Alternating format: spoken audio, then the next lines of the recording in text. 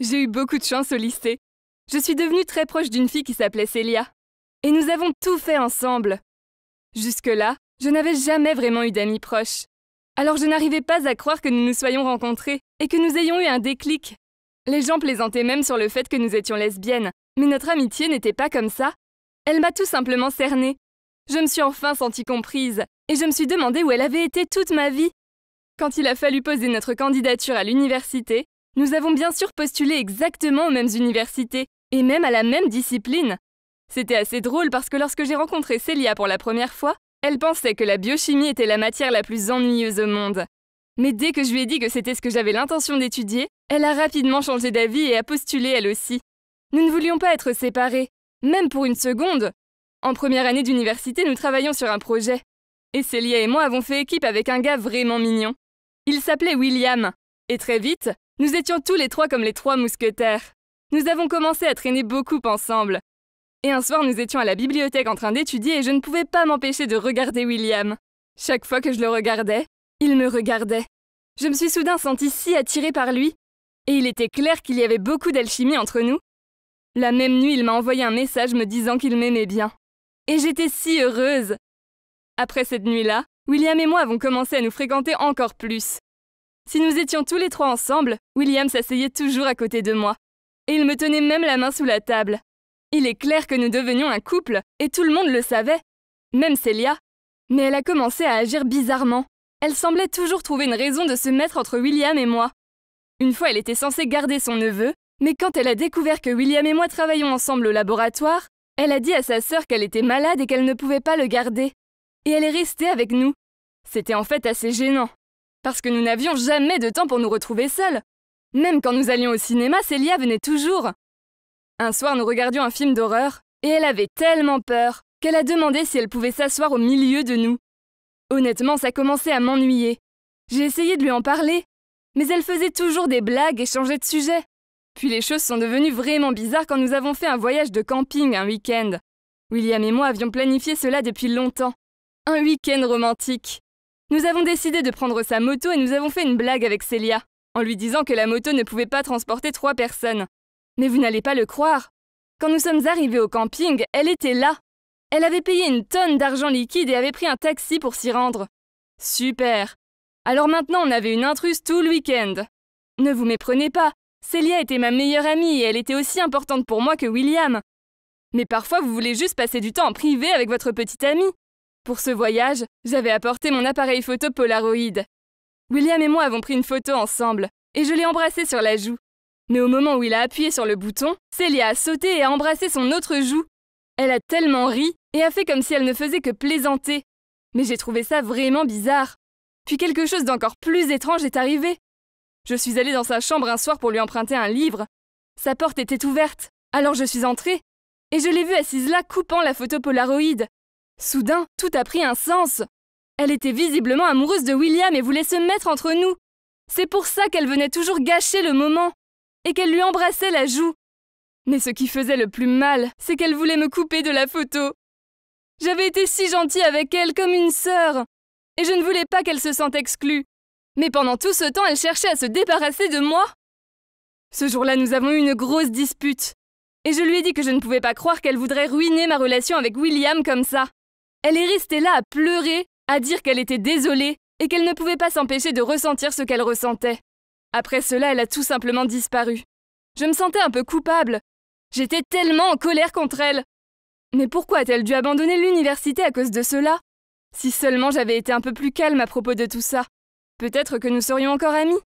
William et moi sommes restés ensemble, ce qui a beaucoup aidé. Au moins je l'avais encore.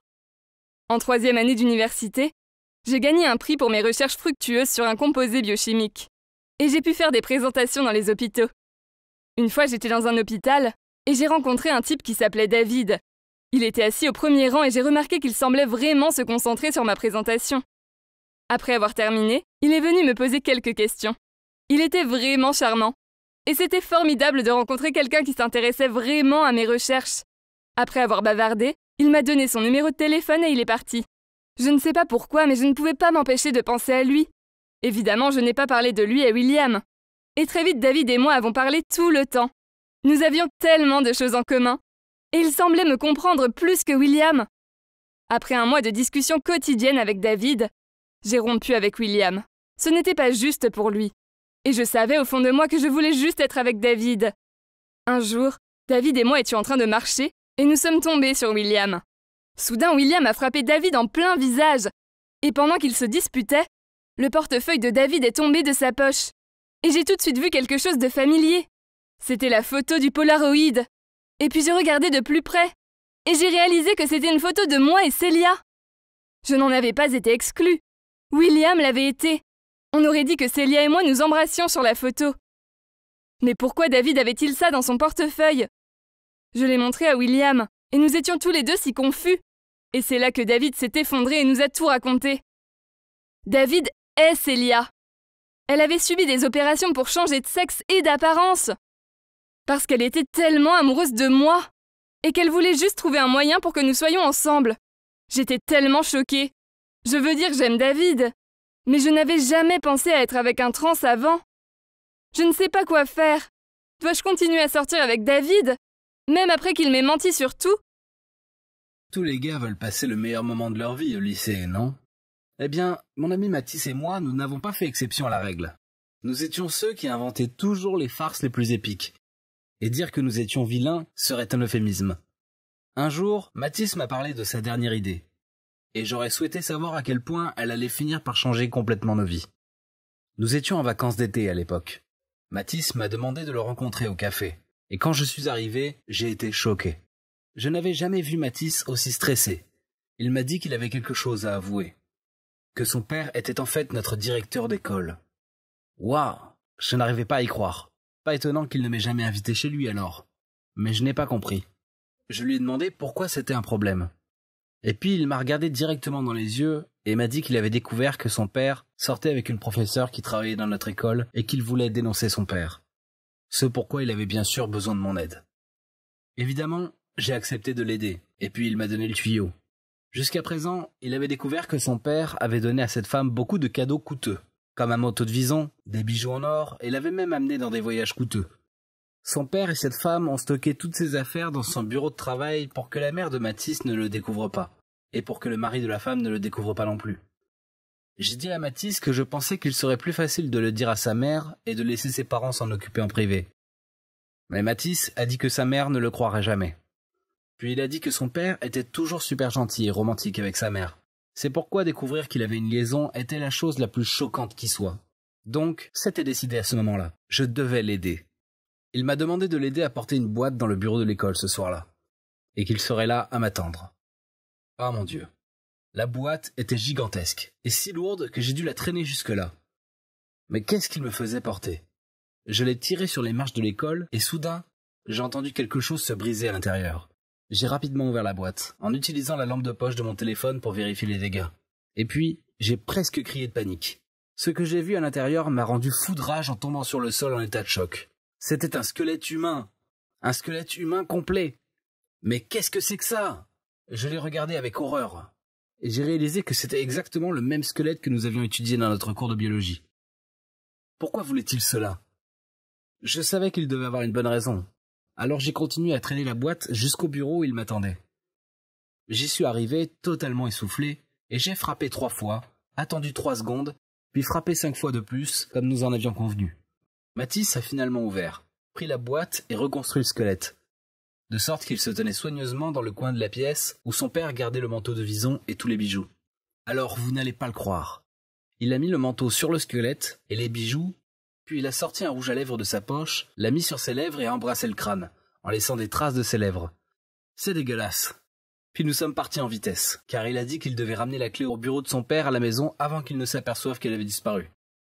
Une semaine s'est écoulée, puis la dernière semaine de nos vacances, Mathis m'a appelé pour me dire que son père et sa maîtresse allaient faire un voyage d'1 semaine ensemble. Son père lui avait dit, ainsi qu'à sa mère, qu'il partait en voyage d'affaires. Mathis s'est dit que son père irait au bureau pour récupérer le manteau et les bijoux. Même si c'était un été chaud et que la maîtresse de son père n'avait pas besoin de manteau. Mais Mathis a dit qu'elle semblait être le type de femme qui se souciait du statut et qui porterait ce manteau quel que soit le temps. Alors, moi, Mathis et quelques-uns de nos amis sommes allés attendre à l'extérieur du bureau pour que nous puissions secrètement regarder tout cela se dérouler. Mathis était tellement excité. Nous avons regardé, cachés derrière une autre porte, lorsqu'ils approchaient, puis ils sont entrés. Je ne pouvais rien voir car il faisait si sombre. Mais tout à coup, nous avons entendu des sons de panique venant de l'intérieur. La femme a continué à crier et littéralement 5 minutes plus tard, nous avons entendu la sirène d'une ambulance. Oh mon Dieu. Mathis est resté là en tremblant. Puis les ambulanciers sont apparus avec un brancard et ont sorti un corps. C'était le père de Mathis. Il a dû avoir tellement peur qu'il a eu une crise cardiaque ou quelque chose comme ça. Mathis est sorti en courant pour voir si son père allait bien. Et je suis resté là à penser que nous étions peut-être allés trop loin cette fois. La maîtresse était nulle part. Elle n'avait pas suivi les ambulanciers dehors. Comme c'est bizarre. Soudain, j'étais curieux de savoir qui elle était. Peut-être que c'était une de nos enseignantes. Et un instant plus tard, elle est sortie du bureau. Non, ça ne peut pas arriver. C'était ma mère. C'était l'assistante sociale de notre école. Et jamais je n'ai pensé que c'était elle qui avait cette liaison. Elle était couverte de bijoux bling-bling qu'elle a dû ramasser en attendant l'ambulance. Je l'ai regardée en état de choc. Et quand elle m'a vu, elle a paniqué. Elle ne voulait même pas me regarder dans les yeux. Elle a juste couru dehors vers l'ambulance, en laissant tomber quelques bijoux sur le chemin. Mes amis ne pouvaient pas le croire. Ils m'ont appelé un taxi et je me suis précipité à l'hôpital. Quand je suis arrivé là-bas, c'était le chaos total. La mère de Mathis était là et criait après ma mère, qui restait là, avec tous ses bijoux fantaisie. Qu'avons-nous fait? Heureusement, le père de Mathis a survécu, mais bien sûr, ma mère a été renvoyée et a dû rendre tous les bijoux à la mère de Mathis. Mon père a demandé le divorce, et parce que ma mère l'avait trompé, elle a été forcée de partir sans rien.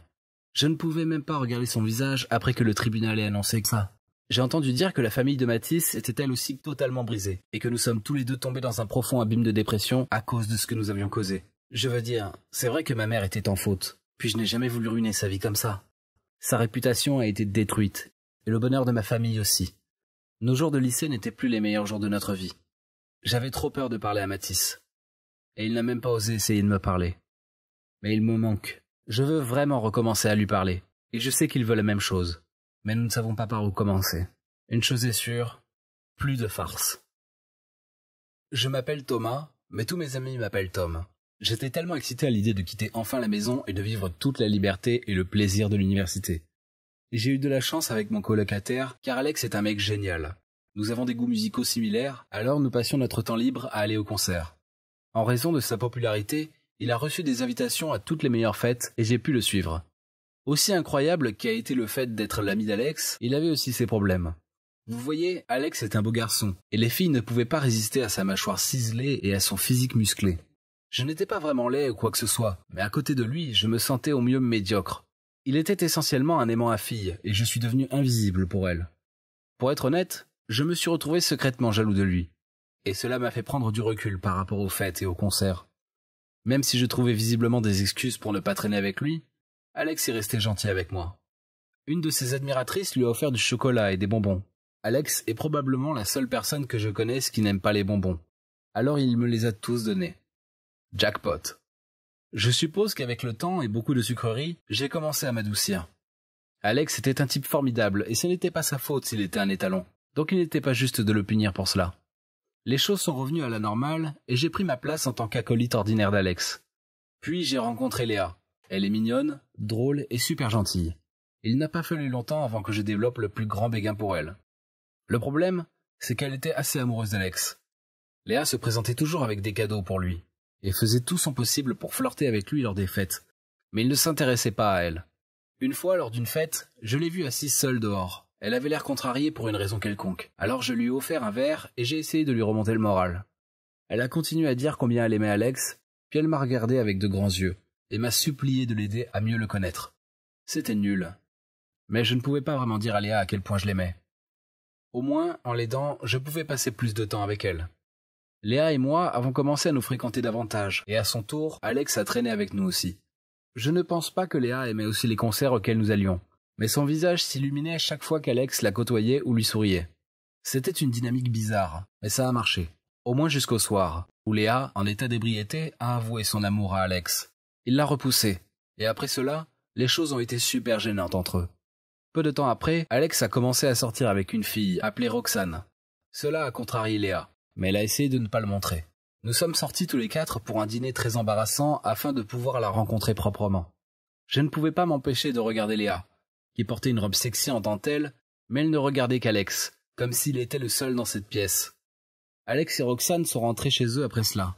Mais Léa m'a traîné dans un bar et m'a forcé à boire des shots. Puis elle a pleuré sur mon épaule en me disant combien elle aimait Alex et que Roxane n'était pas bonne pour lui. C'était bizarre, car une partie de moi était heureuse d'être proche de Léa, mais c'était aussi difficile de la réconforter quand elle ne faisait que parler de mon meilleur ami. Roxane achetait toujours à Alex des tonnes de barres de chocolat, et il les lançait toujours vers moi. Une fois, je lui ai demandé « Si tu ne les aimes pas, pourquoi ne pas le lui dire ?» Il a bégayé un peu. « Non, ce n'est pas grave. En plus, je t'oblige à les manger pour moi. » Roxane ne venait pas beaucoup. En fait, Alex ne semblait pas passer beaucoup de temps avec elle.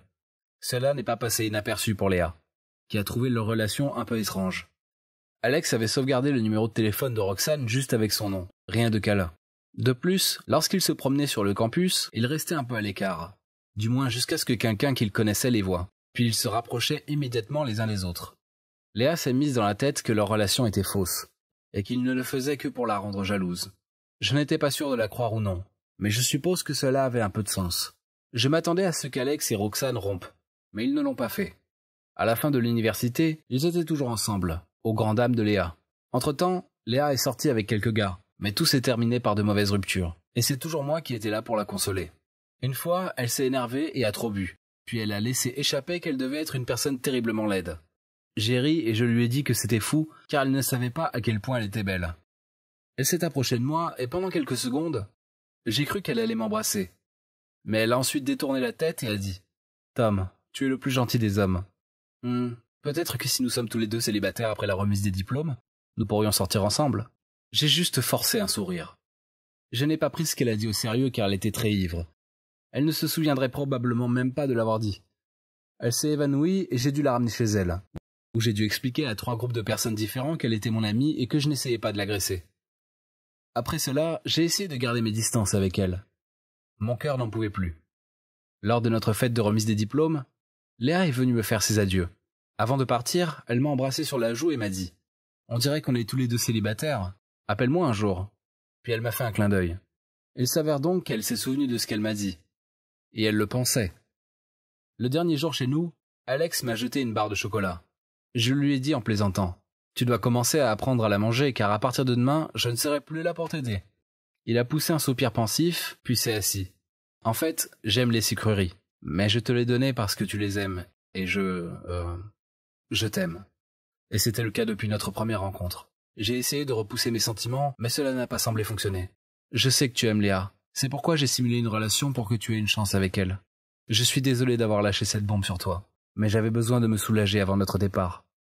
Je l'ai regardé avec un regard confus. Au début, j'ai cru qu'il plaisantait, mais ensuite j'ai réalisé qu'il était très sérieux. Pendant tout ce temps, je n'avais aucune idée de ce qu'il ressentait vraiment. Alors maintenant, Léa et Alex m'apprécient tous les deux. Qu'est-ce qui se passe ? Je me sens tellement confus que je n'ai encore contacté aucun des deux. Le problème est que je ne peux pas m'empêcher de penser à Alex. Il me manque bien plus que Léa. Est-ce que je pourrais être bisexuel ? Je n'ai jamais douté de ma sexualité auparavant, mais cela me rend confus. Aidez-moi, s'il vous plaît, car je ne sais pas quoi faire par la suite.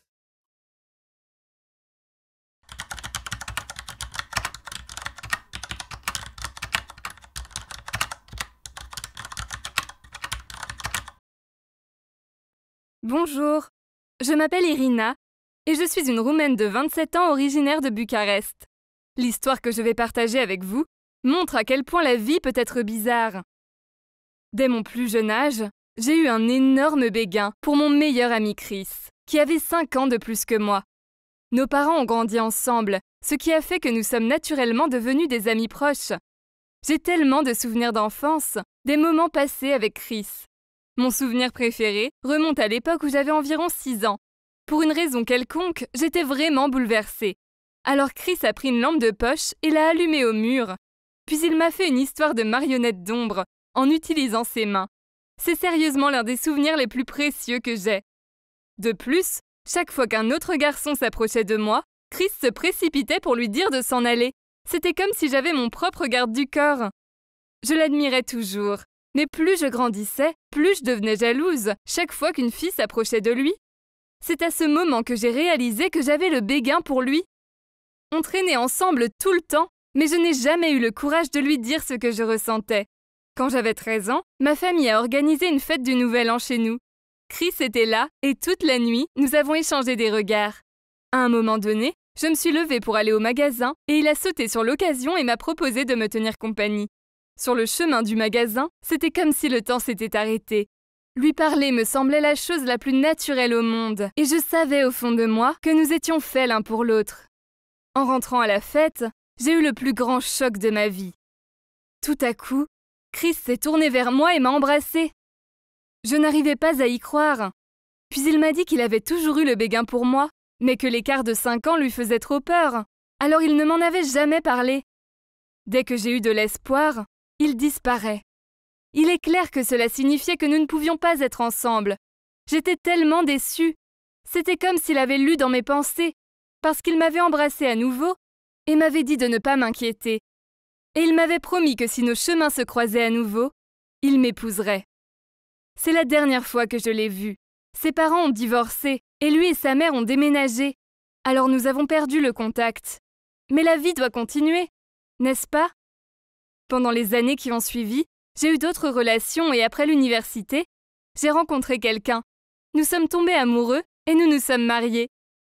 Tout s'est passé assez vite et juste après notre mariage, nous avons déménagé en Italie. Mais c'est à ce moment-là que les choses se sont dégradées.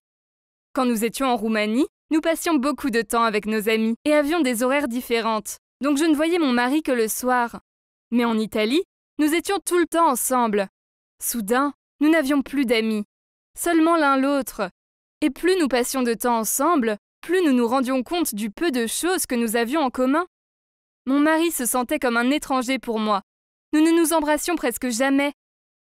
Il rentrait à la maison juste pour dormir, et je me suis rendu compte que nous étions plus comme des colocataires que comme mari et femme. Nous avons commencé à nous disputer, et j'ai déménagé dans l'autre pièce. Après quelques semaines, je n'en pouvais plus. Nous avons tous les deux réalisé que si nous continuions, nous ne serions jamais heureux, et nous comptions trop l'un sur l'autre pour vivre une vie comme ça. Nous avons décidé de commencer la procédure du divorce. Nous étions adultes, et nous sommes arrivés à la conclusion que nous serions mieux en tant qu'amis. C'était la période la plus difficile de ma vie. Mais heureusement, Dieu a envoyé un ange pour m'aider. Un jour que je rentrais du travail, il s'est passé quelque chose de fou. J'ai reçu une demande d'amis sur Facebook. Et j'ai failli faire tomber mon téléphone quand j'ai réalisé de qui il s'agissait. C'était Chris. Je ne l'avais pas vu ni eu de nouvelles de lui depuis 13 ans. Quelle surprise! Bien sûr, je l'ai immédiatement appelé. Et quand il a décroché, j'ai presque pleuré. Ça m'a fait tellement plaisir d'entendre sa voix à nouveau. Nous avons fini par discuter pendant des heures et je lui ai raconté tout ce qui s'était passé. Vous n'allez pas le croire, mais il a dit qu'il m'attendait. Après toutes ces années, j'étais toujours l'amour de sa vie. Pendant les années que nous avons passées séparément, Chris a également eu d'autres relations, mais il ne s'est jamais marié parce qu'il n'a jamais perdu l'espoir que nous nous reverrions. Il m'a dit que j'étais la seule qu'il avait jamais voulu épouser. Le jour de mon 26e anniversaire, mon divorce a été finalisé. Et Chris a été là pour moi pendant tout ce temps. Ensuite, nous sommes retournés ensemble dans notre ville natale et je n'ai jamais été aussi heureuse. Jamais, dans mes rêves les plus fous, je n'ai imaginé que nous nous reverrions. Et nous étions tous les deux inquiets de ce que nos familles allaient penser. Mais tout le monde était si heureux pour nous. Quelques mois après que nous ayons déménagé, j'ai découvert que mon artiste préféré de tous les temps, Jacob Lee, allait jouer un concert de 2 jours dans notre ville. Nous sommes allés le voir et c'était tellement amusant. Sa musique était tellement symbolique de notre histoire d'amour. Le 2e jour, nous sommes allés le revoir et cela a fini par être le plus beau jour de ma vie. La promesse que Chris avait faite 13 ans auparavant est soudainement devenue réalité. À un moment donné, Chris a été invité à monter sur scène et a commencé à raconter notre histoire à tout le monde. Ensuite, j'ai été appelée à le rejoindre sur scène. J'étais tellement nerveuse, mais au fond de mon cœur, je savais ce qui allait se passer. Et bien sûr, lors du concert de mon artiste préféré dans le monde entier, Chris s'est mis à genoux et m'a demandé en mariage, devant près de 600 personnes. Pouvez-vous le croire? Bien sûr, j'ai immédiatement dit « oui ». Et maintenant, nous planifions le mariage de nos rêves. Et le meilleur dans tout ça, c'est que non seulement je vais pouvoir épouser mon béguin d'enfance, mais que Jacob Lee est également invité à notre mariage. C'est comme la meilleure chose qui me soit jamais arrivée. La chanson de Jacob Chariot va être notre chanson de mariage. Et les paroles « Promise to love you all my life » sont assez pertinentes pour notre histoire d'amour. Vous ne pensez pas? Salut, moi c'est Emma. J'avais une vie de lycéenne sympa, car j'ai toujours été populaire.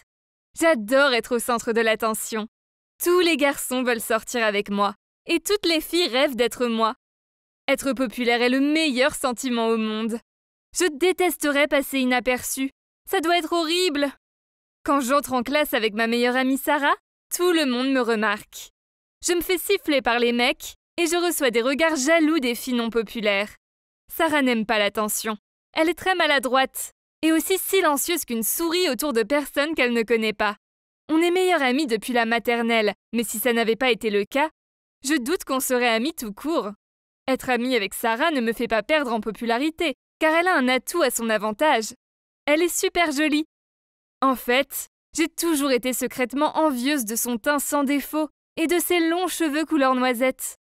Heureusement pour moi, les mecs ne remarquent pas Sarah comme ils me remarquent, à cause de sa maladresse qui la rend quasi invisible. La vie était cool. J'étais jolie, populaire, j'avais une meilleure amie qui buvait mes paroles et je sortais avec le mec le plus populaire du lycée. Jason avait 1 an de plus que moi. Il était super canon. Et c'était lui qui m'avait demandé de sortir avec lui. Les choses ont commencé à se compliquer quand j'ai rencontré un mec nommé David l'an dernier. Il était naze, discret et avait plein d'acné. Burke. Mon prof de sciences, qui était très jaloux de moi, nous a mis ensemble pour un projet. Je n'avais pas le choix de travailler avec lui sur ce projet.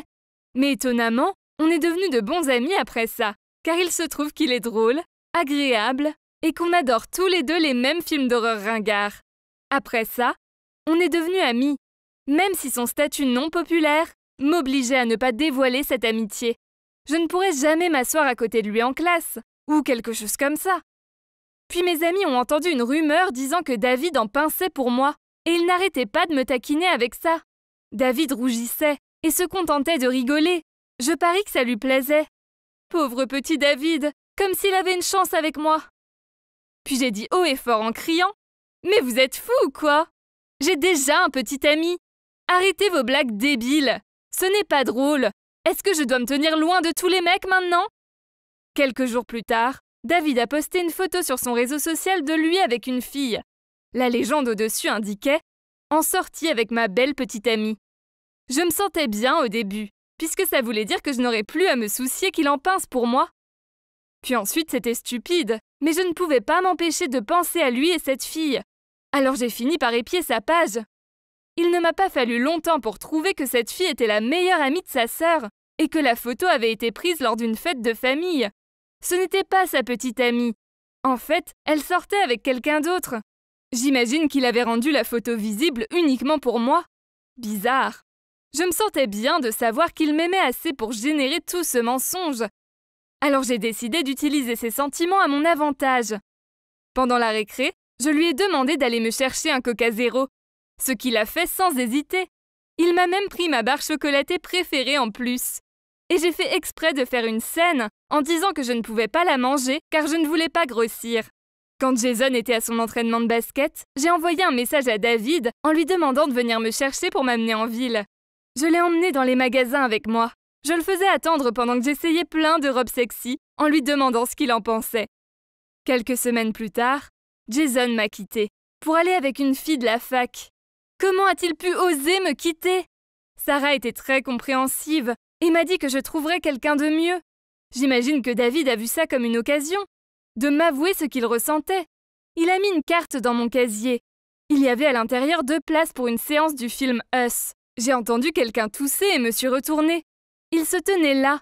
« Emma, je te trouve belle et géniale et je me demandais si, tu voudrais bien sortir avec moi ?»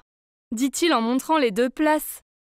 David était adorable, mais j'étais bien trop populaire pour sortir avec quelqu'un comme lui. Je lui ai dit qu'il était sympa et tout, mais qu'il n'était pas assez canon et doué pour moi. Puis je lui ai rendu ses places et sa carte. Il avait l'air dévasté. et je me suis sentie un peu mal, surtout que les autres se moquaient de lui en passant à côté. David a essayé de m'éviter après ça, mais j'ai commencé la conversation en premier et lui donnais des ordres comme si rien ne s'était passé. Il avait l'air un peu triste, mais bon, au moins je lui montrais ma bonne volonté de le reprendre comme ami. Il devrait s'en réjouir. Et je savais qu'il était content en voyant son sourire dès que je l'appelais. Puis les vacances d'été sont arrivées et il est parti en camp de sciences. Mais cette chose étrange s'est passée. J'ai découvert que David me manquait. Et je pensais beaucoup à lui. Jason a quitté cette fille de la fac et peu après m'a demandé de le reprendre. Et j'ai dit oui. J'imagine qu'il a réalisé qu'aucune fille ne m'arrivait à la cheville. Puis un jour, j'ai eu un message de David disant « Le camp de sciences est super, mais ça me manque de parler avec toi. J'espère que ça va. » C'était tellement adorable. Jason ne m'avait jamais demandé une seule fois comment j'allais. Je me sentais mal d'avoir été si méchante avec David, mais j'étais contente qu'il me reparle. Je lui ai répondu « Tout va super bien car je suis de nouveau avec Jason. Je suis contente que le camp te plaise. Essaye de ne pas trop faire le geek, lol. » Puis le jour de la rentrée est arrivé, et je dois avouer que j'étais secrètement super contente de revoir David. À ma surprise, il est revenu avec un look totalement nouveau. Il était plus grand, sa peau allait mieux, et waouh! Il était devenu canon! David est passé du mec invisible à populaire en quelques jours. Toutes les filles craquaient pour lui. Même Sarah.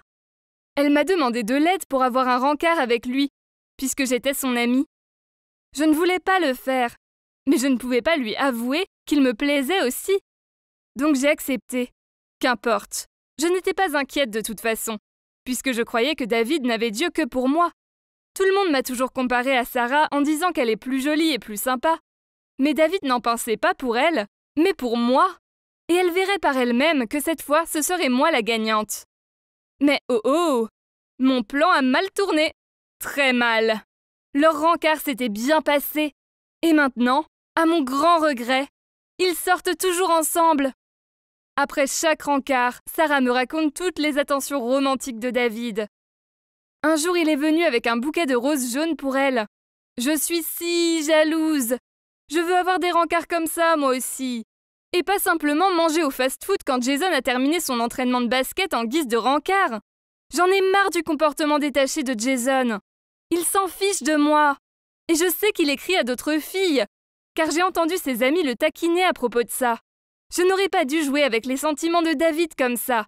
Maintenant, je dois le voir avec ma meilleure amie, alors que je suis bloquée avec un petit ami nul.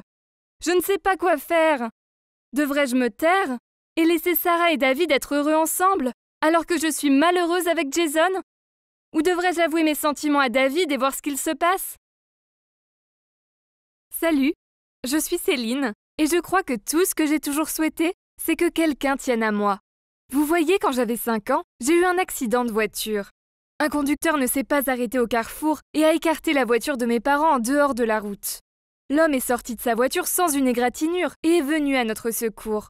Mes parents étaient alors tous les deux inconscients et je n'arrivais pas à les réveiller. Je me souviens avoir crié quand j'ai été enlevée de la voiture par cet homme. Puis la voiture a pris feu et très vite, il y a eu un boom, avec mes parents encore à l'intérieur. L'homme a dit à la police qu'ils étaient déjà morts quand il m'avait sauvée. J'imagine que je ne saurais jamais si c'était vrai ou pas.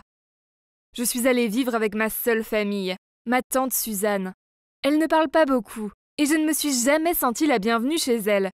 Je ne pense pas qu'elle soit mauvaise ou autre. Elle aime juste que les choses soient faites à sa manière, et j'ai de toute évidence fait foirer ça. Je crois qu'elle a fait le choix de ne pas se marier et de ne pas avoir d'enfant pour cette raison. Elle aime bien trop sa propre compagnie. J'ai passé mon enfance à voir un psychiatre quotidiennement. En fait, j'y vais même toujours. Je pense que ce n'est pas surprenant, j'ai perdu mes 2 parents. Malgré tout, je veux être normale et ne pas me sentir comme un monstre. En plus des souvenirs douloureux et du sentiment d'être seule au monde, la perte de mes parents a engendré un ESPT, qui est un état de stress post-traumatique. Je ne peux pas m'approcher du feu. Même la flamme d'un briquet me fait paniquer. Ma tante vit dans une grande maison, dans laquelle on gèle en hiver. Elle avait auparavant une cheminée, mais avec ma peur du feu, elle l'a faite combler. Les enfants ont arrêté de m'inviter à leur fête d'anniversaire, car je ne peux pas m'approcher de bougies. Je ne peux pas aller en cours de physique-chimie quand on utilise des becs benzène. Je ne peux pas faire griller des chamallows à un feu de camp ou être dans la cuisine quand ma tante utilise la cuisinière. Je ne regarde pas beaucoup de films ou de séries au cas où des flammes ou du feu seraient montrés. Si je vois quelqu'un allumer une cigarette, je m'éloigne rapidement aussi loin que possible. Une fois, ça m'a fait paniquer et je me suis retrouvée sur la route. Une voiture a failli me renverser, à quelques centimètres près. Il y a environ 6 mois, un garçon du nom de Baptiste est arrivé dans mon établissement. Il était en 3e. Il avait donc 1 an de plus que moi et il était très mignon et sympa. J'ai été immédiatement attirée par lui. Mais je n'aurais jamais pensé qu'il serait intéressé par moi. Après tout, j'étais la fille monstrueuse qui ruinait les fêtes d'anniversaire. À ma surprise, Baptiste me montrait de l'intérêt. On s'entendait très bien et on s'est mis à se fréquenter. Je lui faisais confiance, donc je lui ai parlé de mon passé et de mon ESPT, et il était très compréhensif. Au début, il était adorable et protecteur avec moi. Quand l'un des enfants à l'école a fait une blague pas drôle, en m'appelant Burnout, il lui a crié dessus. Aussi, quand il m'a emmenée dans un joli restaurant, il a téléphoné auparavant pour demander de ne pas sortir de bougies. Non seulement j'avais mon premier vrai copain, mais il était aussi extrêmement gentil et attentionné. J'étais folle amoureuse de lui. Puis, les choses ont commencé à changer. Un jour, je parlais à un ami près des casiers, quand Baptiste est arrivé en courant pour m'éloigner. Il s'est vraiment énervé et m'a accusé de le tromper avec mon ami. J'ai rigolé, parce que c'était ridicule. Ça l'a rendu encore plus furieux. Après l'école, il s'est excusé et m'a invité chez lui. Je croyais qu'il était désolé, donc j'ai accepté de venir avec lui. J'étais allongée sur son lit et pianotais sur mon téléphone quand son humeur a totalement changé. Il a verrouillé sa porte et se tenait devant pour que je ne sorte pas. Je lui ai demandé ce qui se passait. Il a reparlé de ce qu'il s'était passé au casier et a dit que je l'avais humilié et que je ne l'aimais pas. Je lui ai dit qu'il se trompait et que je l'aimais. Il a rigolé, puis il a sorti une boîte d'allumettes de sa poche. Je me suis tout de suite sentie mal. Je voulais sortir de la pièce, mais je savais que je ne pourrais pas le repousser. Je l'ai supplié de ranger les allumettes. À ce moment-là, je sanglotais de manière incontrôlable. Il a encore rigolé et m'a dit que j'avais besoin d'une leçon. Puis il a allumé une allumette et l'a lancée devant moi. J'ai mis mes mains sur mon visage et me suis accroupie au sol. Je l'ai supplié d'arrêter, mais il continuait d'allumer des allumettes et de les lancer vers moi. Je me suis mise en boule et essayais de penser à autre chose. Mais j'avais l'impression d'être à l'accident où mes parents sont morts. C'était horrible. Il est sorti de la pièce, puis quelques minutes plus tard, il est revenu avec un verre d'eau. Il me l'a tendu, puis a mis son bras autour de moi et m'a parlé pour me rassurer. Il a dit que je l'avais poussé à faire ça, mais que tant que je me comportais bien, il n'aurait plus à me donner de leçons. Je savais que ce qu'il avait fait n'était pas bien, mais je l'aimais, et la peur de le perdre me terrifiait. Je me suis excusée, et il m'a pris dans ses bras en me caressant les cheveux. Après ça, tout s'est bien passé pendant un temps. Je me suis mise à éviter mes amis garçons, car je ne voulais pas mettre Baptiste en colère. Je me suis dit que ce qu'il avait fait s'était produit juste une fois, et qu'il ne le referait pas. Malheureusement, j'avais tort. Une fois, j'étais en retard pour un rencard du soir avec lui, et une autre fois, mon prof de maths m'a souri dans le couloir. Ces 2 choses l'ont conduite à m'enfermer dans une pièce et à me jeter des allumettes à nouveau. Il me réconfortait toujours, après en me disant qu'il faisait ça pour mon bien. J'étais toujours stressée et agitée, car je ne savais pas quand son humeur changerait brusquement. Mon amie a compris que quelque chose n'allait pas, et elle m'a demandé d'en parler, mais j'avais trop peur pour lui avouer. Tout ça devenait trop lourd pour moi. J'ai donc essayé de rompre avec Baptiste. Mais ce soir-là, il m'a appelée pour me dire de regarder par la fenêtre de ma chambre. Il se tenait dans mon jardin avec un briquet dans la main. Il m'a dit que si je ne me remettais pas avec lui, il s'immolerait. Puis il a commencé à brûler sa main. Je me suis accroupie sous ma fenêtre en le suppliant d'arrêter. Il m'a dit qu'il arrêterait uniquement si je revenais avec lui. Je l'ai donc fait. Je suis toujours avec Baptiste. Car j'ai peur que si je le quitte, il me fera du mal, ou bien à lui-même avec du feu. Ces dernières semaines, il a été très adorable et gentil avec moi. Peut-être qu'il a changé ? S'il vous plaît, j'ai besoin de votre aide. Je ne sais pas quoi faire. Devrais-je rester avec Baptiste et essayer de ne pas l'énerver ? Ou devrais-je le quitter pour de bon et risquer qu'il se fasse ou me fasse du mal avec la chose qui me terrifie le plus au monde ? Oh, on n'a pas pu faire un seul bénéfice ce mois-ci. Encore. Les affaires sont si lentes en ce moment. Oh non, il est déjà passé 17h. Je dois aller chercher Lucie. Je me suis précipitée chez ma meilleure amie, Elena. Elle m'aide souvent à m'occuper de ma fille, Lucie, pour que je puisse faire des heures supplémentaires. Même si les choses étaient difficiles pour moi, au moins, j'ai toujours Lucie. Même dans les pires journées, il suffit d'un regard à son sourire angélique pour réaliser que les choses ne sont pas si mauvaises. Pourquoi cette tête? Ce mois était aussi dur que le mois dernier? J'ai hoché tristement la tête et je suis entrée. Ça a été encore pire. Je veux juste gagner assez d'argent pour offrir une vie agréable à Lucie, mais j'arrive à peine à rentrer dans mes frais. J'ai regardé Lucie qui jouait avec ses poupées par terre au salon. Je me suis assise sur le canapé tandis qu'Elena m'apportait une tasse de thé. Les choses vont s'améliorer, je le sais. Que dirais-tu que je te lise tes cartes de tarot pour voir si les choses vont s'améliorer pour toi? Oui, d'accord. Supposons que ces cartomancies disent vrai. Je ne suis pas fan de tous ces trucs spirituels, mais Elena en est sûre. Ça ne peut pas faire de mal d'entendre ce qu'elle a à dire, n'est-ce pas?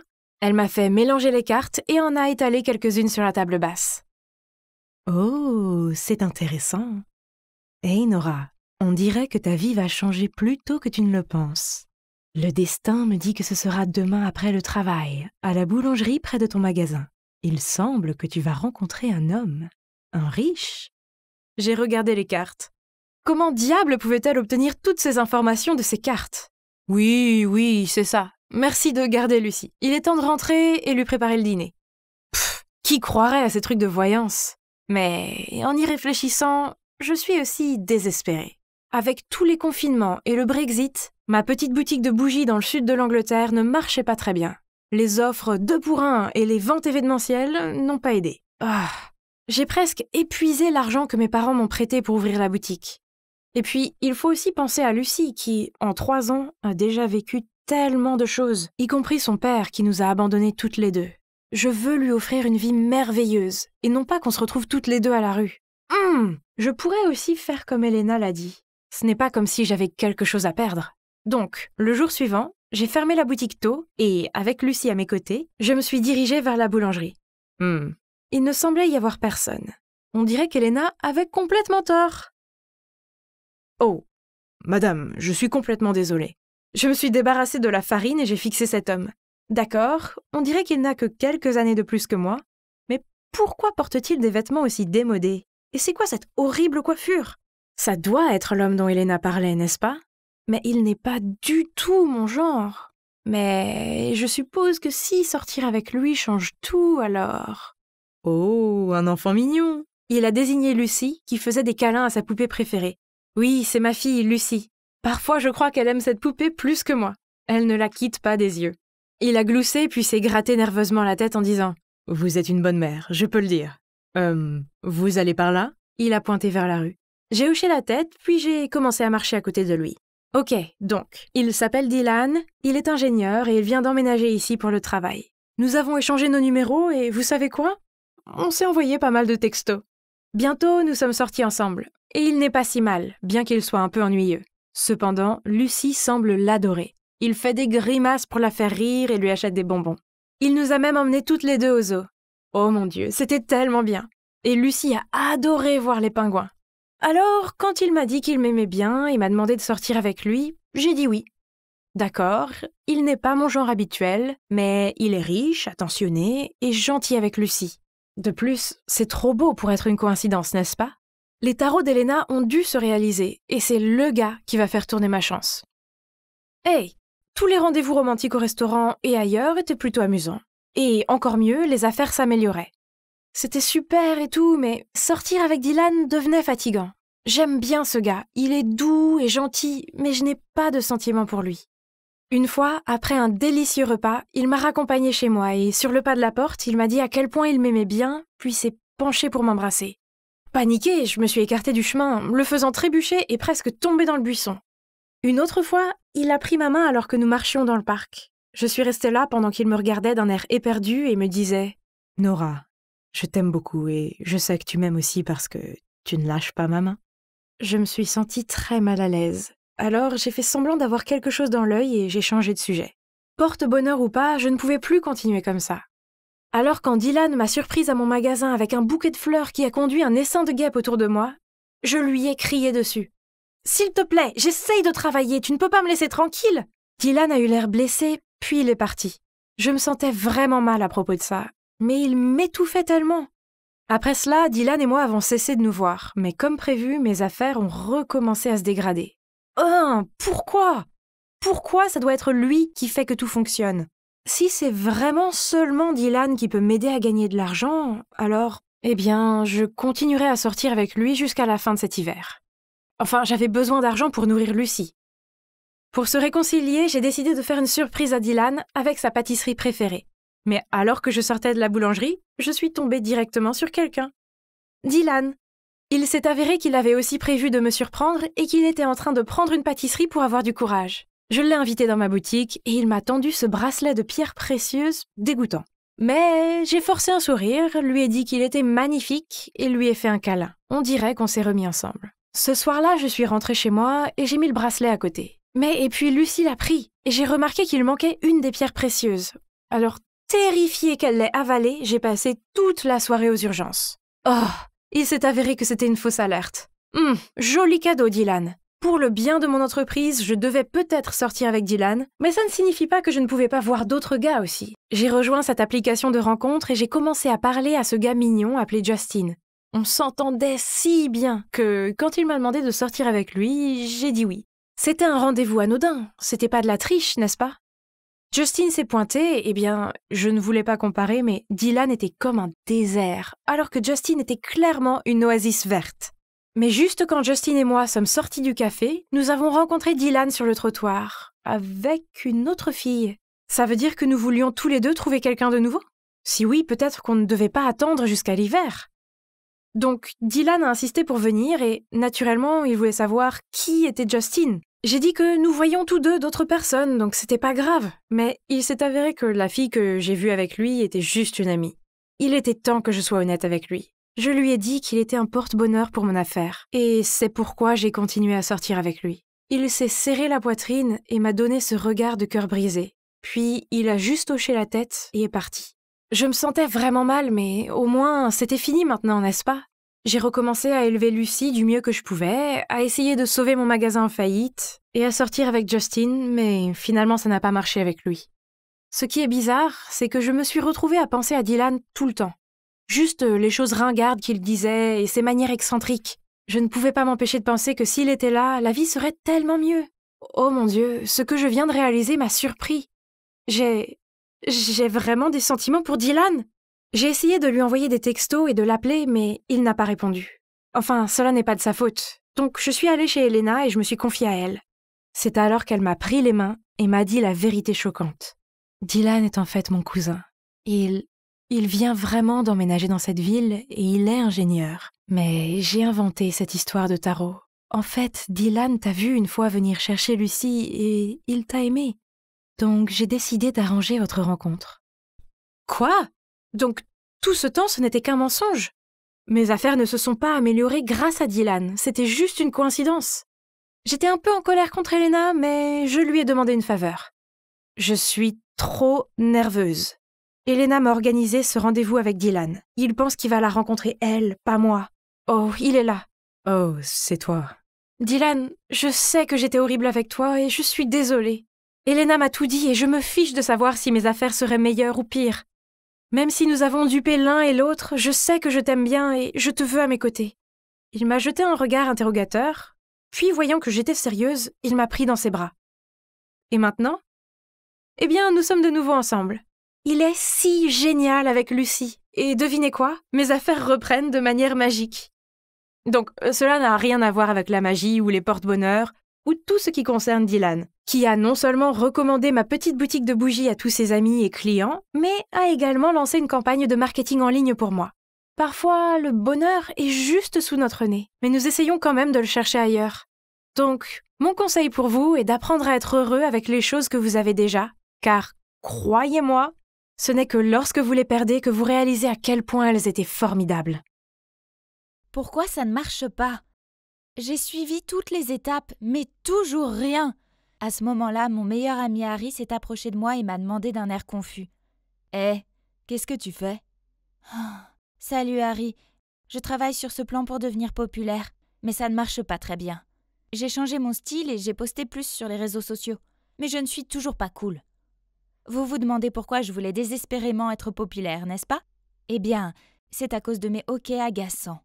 L'année dernière, j'étais sur scène pour jouer la pièce Our Town, quand soudain j'ai commencé à avoir le hoquet constamment. Je ne pouvais pas m'arrêter et tout le public a commencé à se moquer de moi. À la fin, ils ont dû me remplacer par ma doublure. Non seulement ce fut le moment le plus humiliant de ma vie, mais tout le monde s'est moqué de moi depuis. Cette année, je voulais devenir populaire. Comme ça, tout le monde oublierait l'incident du hockey. Si seulement devenir populaire était facile. Hé, tu pourrais m'aider? Pas question. Ton plan est fou. À ce moment-là, la nouvelle élève Amanda est passée, entourée d'un groupe d'élèves. Pourquoi cette fille est si populaire? Elle n'est là que depuis 1 semaine. Tu ne sais pas, c'est la sœur de Dustin. C'est déjà le gars le plus populaire de l'école. Donc être sa sœur la rend populaire aussi. C'est ça, Harry. La façon la plus rapide pour moi de devenir populaire est de sortir avec Dustin. Au début, Harry semblait confus, mais ensuite il a soudainement accepté de m'aider. À une condition, bien sûr. Après avoir réussi à devenir la petite amie de Dustin, je devais lui présenter Amanda. Je le savais. Il avait le béguin pour elle comme tous les gars de cette école. Bien, je vais l'aider. De toute façon, j'ai besoin d'Harry. Il joue un rôle crucial dans mon plan. Et vous allez bientôt comprendre pourquoi. Après l'école, j'attendais dans un coin du parking quand Harry s'est dirigé vers moi, suivi de Dustin. « On m'a dit que tu donnais des cours particuliers ?»« Oui, c'est vrai. Je ne prends pas d'argent, j'ai juste besoin… »« De quoi as-tu besoin ? J'ai besoin que tu fasses semblant d'être mon petit ami. » Dustin a éclaté de rire.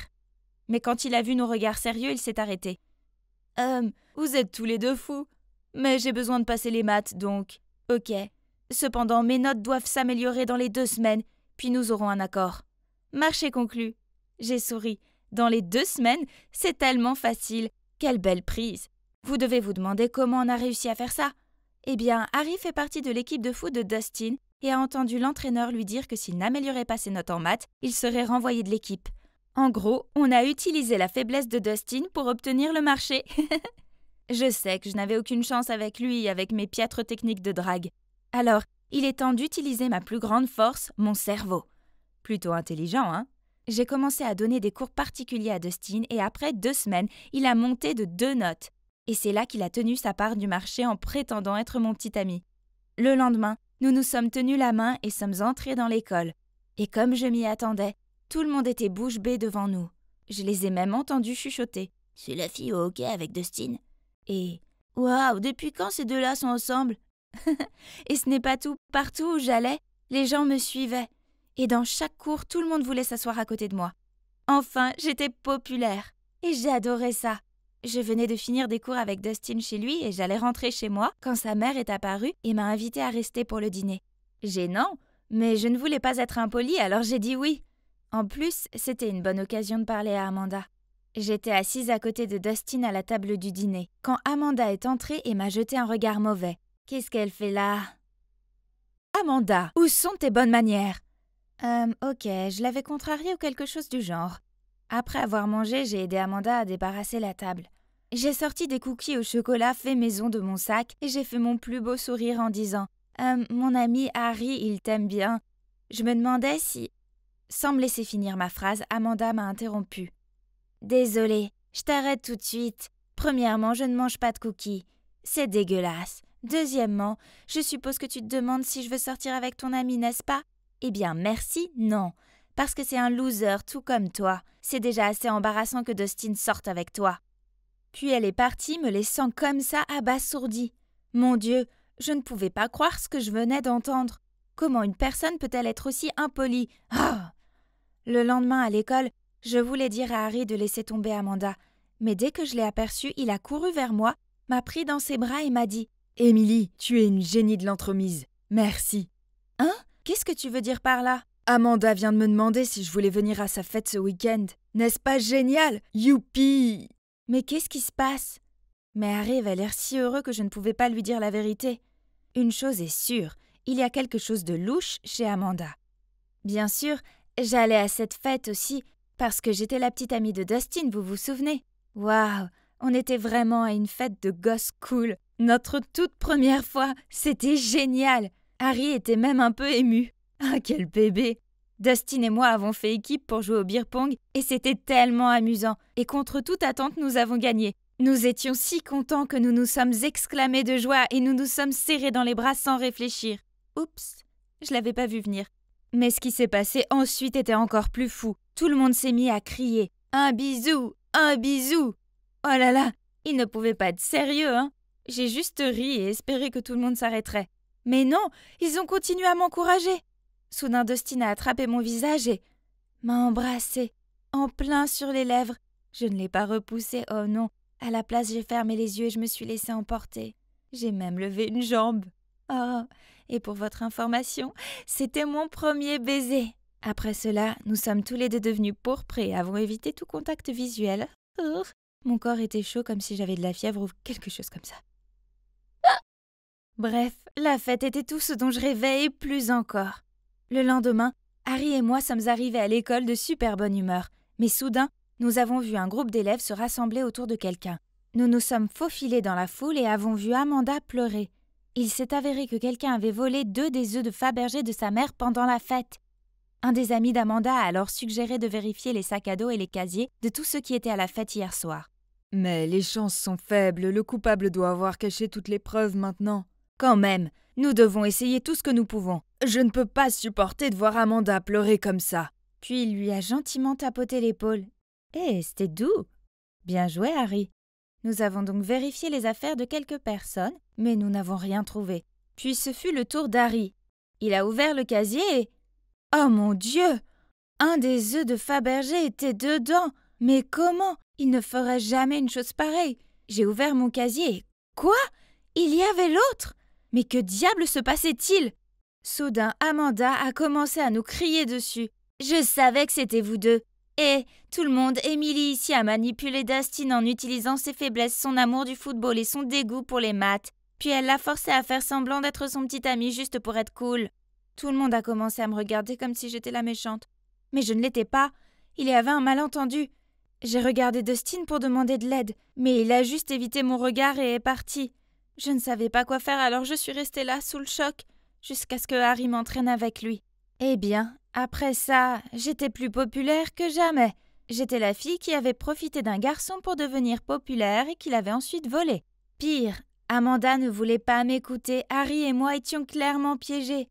Ah, si seulement je pouvais retourner à ma vie normale avant ce stupide accord avec Dustin. Mais alors ce baiser n'aurait pas eu lieu. Oh mon Dieu, aurais-je pu tomber amoureuse de Dustin? Puis soudain, j'ai reçu un texto d'Amanda. C'était un clip de la récente fête avec le message « Tu n'es rien pour Dustin ». Pourquoi tu sors avec cette loser? C'est pas la fille qui a eu le hockey pendant la pièce? Je vais l'utiliser jusqu'à la fin de ce semestre. Oh mon, je pouvais pas croire qu'il ait dit ça. Je savais qu'il ne m'aimait pas comme je l'aimais, mais fallait-il qu'il soit si méchant? Le clip s'est automatiquement rejoué. Oh, regarder ça une fois était déjà assez mauvais. Mais attendez, il y avait un détail dans le clip qui a attiré mon attention. J'ai regardé encore une fois et oh mon Dieu, il y avait les 2 œufs de Fabergé manquants. Le clip a été enregistré à minuit, mais Harry et moi avons quitté la fête bien avant. Je me suis précipitée chez Dustin et Amanda pour leur montrer la vidéo. Je ne me souviens pas que vous soyez partis tôt, et si vous mentiez? J'ai remarqué que votre porte d'entrée a des caméras. Si vous voulez, nous pouvons les vérifier. Dustin s'est tourné vers Amanda et a demandé de manière confuse. As-tu mis des œufs dans les casiers d'Emily et Harry? Amanda n'a rien dit, mais sa tête baissée en disait long. Mais pourquoi t'as fait ça? Emily n'a rien fait de mal. Parce que je n'aime pas qu'elle soit ta petite amie. Je t'aime bien. Hein? Quoi? Elle n'était pas sa sœur? Oh, il s'est avéré qu'ils ne sont pas vraiment frères et sœurs. Ouf, ça aurait été bizarre.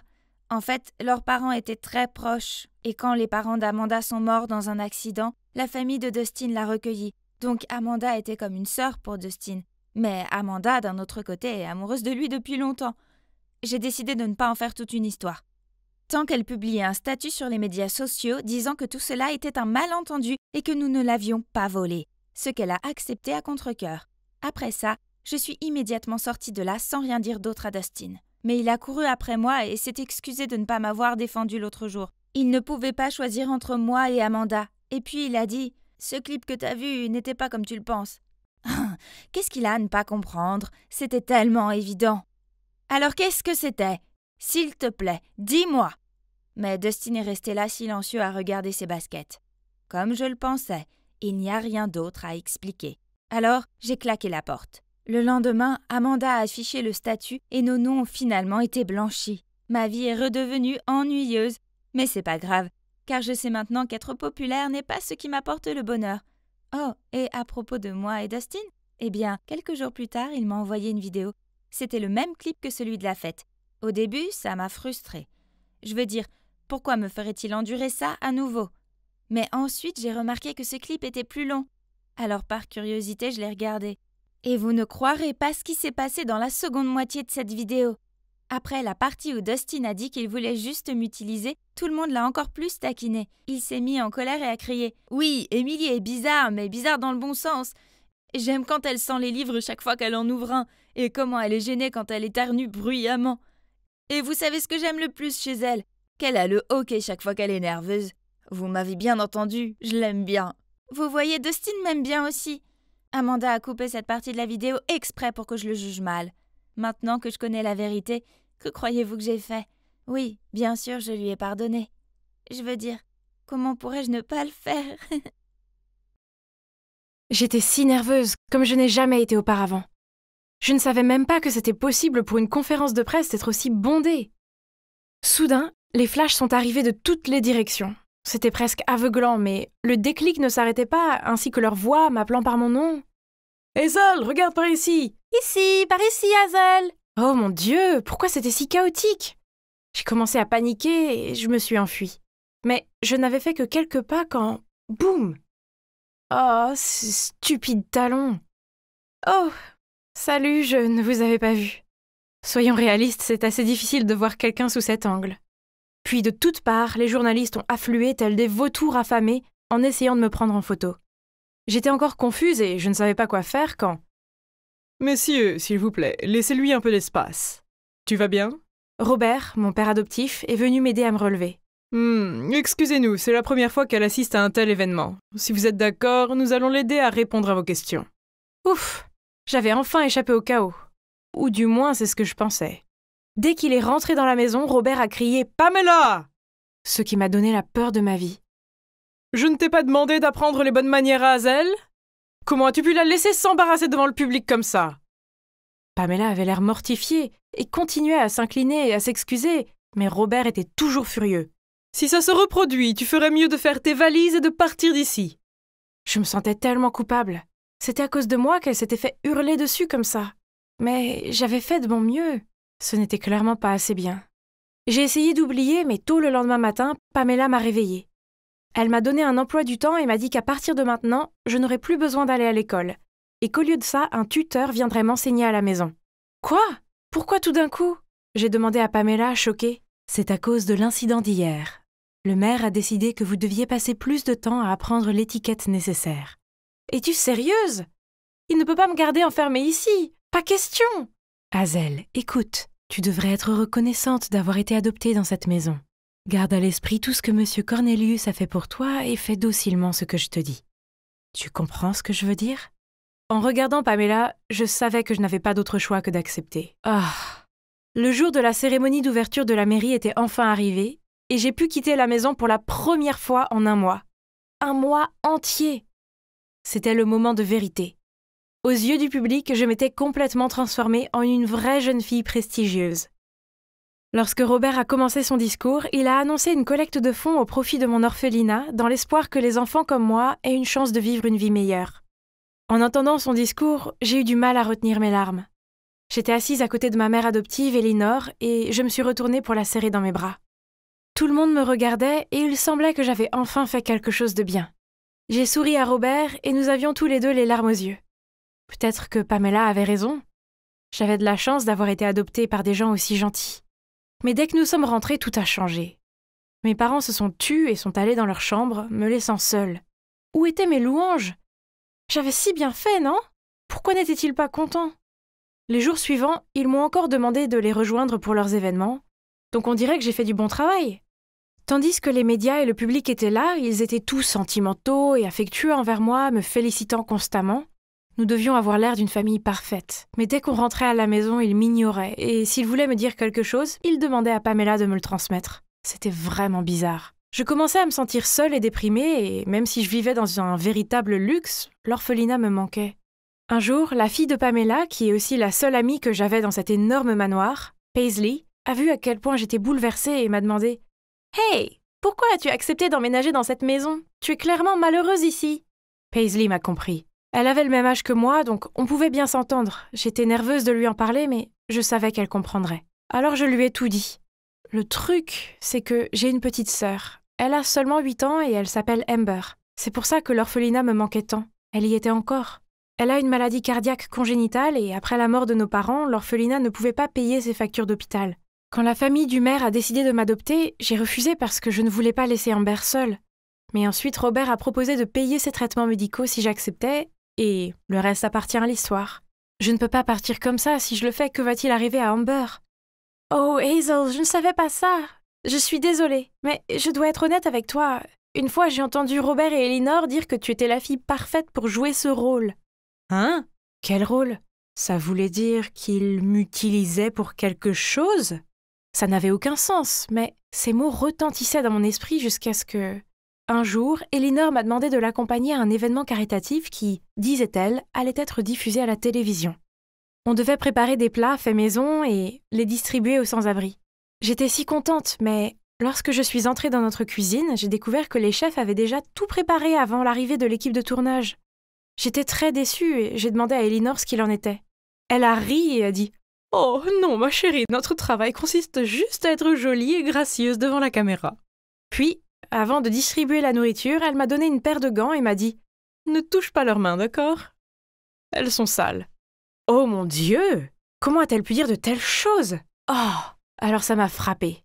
Je comprenais maintenant ce que Paisley avait dit. L'affection et la gentillesse que les Cornelius me montraient, c'était juste pour le spectacle. Tout ça pour gagner la confiance de l'audience, alias le public, alors que c'était ça leur vrai visage. Je devais faire quelque chose, je ne pouvais pas les laisser tromper le public comme ça. Lorsqu'Elinor est allée aux toilettes et a enlevé ses gants, je les ai rapidement saisis et jetés à la poubelle. Quand nous sommes ressortis, un sans-abri s'est approché d'elle pour lui exprimer sa gratitude et lui a demandé une poignée de main. Bien sûr, elle a essayé de refuser, mais à ce moment-là, la caméra était tournée vers elle. Alors elle n'avait pas d'autre choix. Et l'homme ne s'est pas contenté de lui serrer la main, il a même pris Elinor dans ses bras pour un gros câlin. Je n'ai pas pu retenir mon rire en voyant à quel point elle était troublée. C'était bien fait pour elle. Ensuite, Elinor a attrapé mon bras et m'a traînée dans un coin tranquille. Puis elle a dit « C'est toi qui as fait ça, n'est-ce pas ?» J'ai fait semblant de ne pas comprendre de quoi elle parlait, ce qui l'a rendue encore plus furieuse. Plus tard, dans la soirée, quand nous sommes rentrés à la maison, Robert nous attendait déjà et m'a crié « À quoi penses-tu jouer ?» J'étais confuse, mais ensuite Elinor a ajouté « Ne tente pas de m'embêter comme ça encore une fois. Maintenant, écoute bien, ta petite sœur ne te manque-t-elle pas? Tu n'es pas curieuse de savoir si elle va bien ou pas? C'est vrai, il vaut mieux bien te comporter à partir de maintenant, jeune fille. » J'étais si bouleversée par ce qu'ils avaient dit que je voulais même pas quitter ma chambre.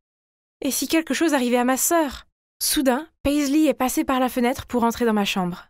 Dès que je l'ai vue, j'ai fondu en larmes. « Paisley, s'il te plaît, aide-moi. J'ai besoin que tu ailles à mon orphelinat voir Amber pour voir si elle va bien. » Quelques heures plus tard, Paisley est revenue, haletante. « Ta sœur, elle ne va pas très bien. »« Quoi? Mais n'avait-elle pas reçu de l'argent pour ses traitements mensuels ?» Paisley a secoué la tête. « Les nonnes ont dit qu'elles n'ont pas reçu un centime depuis ton départ. Maintenant, Amber survit à peine. » Les mots de Paisley m'ont brisé le cœur. Ces deux-là m'avaient trompée pendant tout ce temps et maintenant la vie de ma sœur ne tenait qu'à un fil. Je devais aller au fond des choses. Je suis passée devant le bureau de Robert et j'ai entendu quelqu'un parler. Curieuse, j'ai jeté un coup d'œil et j'ai vu un groupe d'hommes d'âge moyen assis autour d'une table. L'un d'eux a pris la parole. « Hé Robert, le jour de l'élection approche. Est-ce que la petite fille fait toujours du bon travail? » « Oh, ne vous inquiétez pas, c'est juste une petite fille idiote. Elle croit tout ce que je lui dis. Surtout à propos de sa sœur malade. » Robert a souri. Comment ose-t-il parler de ma sœur comme ça? Je devais faire quelque chose. Je ne pouvais pas laisser cet homme vicieux tromper tout le monde comme il m'avait fait. Alors j'ai pris mon téléphone pour filmer. En parlant de ça, combien d'argent de charité avons-nous obtenu jusqu'à présent? 100 000 $, Robert a dit. Et la salle a été remplie de louanges. Messieurs, d'ici la fête de clôture de l'action caritative ce week-end, nous devrions avoir presque 500 000 $ pour la campagne électorale. Dès que j'aurai gagné, votre entreprise bénéficiera de réductions d'impôts pendant les 4 prochaines années. J'ai dû couvrir ma bouche pour m'empêcher de halter. Pendant tout ce temps, il m'avait exploité, moi et l'orphelinat, pour sa corruption. Mon Dieu, je me suis sentie si stupide de tomber dans son piège. Soudain, mon téléphone a sonné. « Qui est là ?» Robert a crié et s'est précipité vers la porte. Oh non, paniqué, j'ai couru, mais pas assez loin, avant que je trébuche et que le téléphone s'envole de ma main. Robert et ses hommes m'ont rattrapé, ont pris le téléphone et ont effacé toutes mes preuves. Ils m'ont même confisqué le téléphone. Il s'est tourné vers moi et m'a dit « Je t'ai déjà prévenu, n'est-ce pas ?»« Tu es un menteur !» j'ai crié. « Tu n'as pas payé 1 centime à ma sœur !» Robert a grogné. « Qui t'a dit ça ?» Mais tout ce qu'il avait comme réponse était mon silence et mon regard irrité. Furieux, il m'a traîné jusqu'à ma chambre. « Servante, apportez-moi les clés de sa chambre !» Et il m'a enfermée à l'intérieur. Jusqu'au jour de la fête de clôture de l'association caritative, où ils allaient annoncer la somme d'argent qu'ils avaient perçue. Ce jour-là, tout le personnel était sorti du manoir. Soudain, j'ai entendu qu'on déverrouillait ma porte. Je me suis cachée derrière l'armoire. « Hazel, où es-tu » Oh, c'était juste Paisley. Ouf. Elle a trouvé un moyen de me faire échapper du manoir et m'a dit de courir directement à l'orphelinat. Mais non, je devais d'abord démasquer ce vieux renard rusé, Robert. Quand je suis arrivée à l'événement, Robert était en train de faire son discours. J'ai immédiatement couru vers la scène, pris le micro et raconté à tout le monde son plan diabolique. Mais je n'étais pas de taille. Avant que je puisse finir, la sécurité m'a traînée hors de la scène. Et Robert avait déjà pris le contrôle de la situation. « Mesdames et messieurs, je suis vraiment désolée pour le comportement de ma fille. La raison pour laquelle nous avons décidé de l'adopter était sa maladie mentale. Depuis qu'elle est arrivée chez nous, elle s'est améliorée, mais comme vous pouvez le voir, il y a eu une petite rechute. » Quel serpent! Cet abruti ne recule devant rien pour obtenir ce qu'il veut. À ce moment-là, le grand écran de la scène a soudainement montré la vidéo que j'avais prise, révélant tous les plans de Robert et de ses complices. Maintenant, il était bel et bien exposé. Je l'ai regardé pendant qu'il balbutiait. « Non, ça ne peut pas arriver !» À ce moment précis, la police s'est précipitée pour arrêter Robert et ses complices dans les tribunes. Vous vous demandez comment nous avons réussi à faire ça? Alors que je courais dans le couloir, j'ai réussi à envoyer la vidéo à Paisley. Dès qu'elle l'a reçue, elle est venue me trouver et a vu tout ce qui s'était passé. Elle a couru chez sa mère pour demander de l'aide. Pamela a alors élaboré un plan. Pendant que Paisley me libérait du manoir, Pamela s'est mise au travail pour projeter la vidéo sur le grand écran. Génial, non? 1 mois plus tard, Robert et ses complices sont arrêtés pour détournement de fonds, et bien sûr, il est enfermé pour un longtemps. Lui et Elinor ont tous les deux reçu un tel retour de bâton de la part du public, à tel point qu'elle a dû rester cachée elle aussi. L'argent de la charité a heureusement été remis à l'orphelinat, et une partie a été utilisée pour prendre soin de ma sœur, Amber. Elle va beaucoup mieux maintenant. Oh, Paisley et moi sommes toujours les meilleurs amis du monde. Pamela a trouvé un bien meilleur travail, et quant à moi, je suis retournée à l'orphelinat jusqu'à ce que je sois assez grande pour partir. Je préfère 1000 fois rester seule avec ma sœur que d'être adoptée par une famille paumée à nouveau.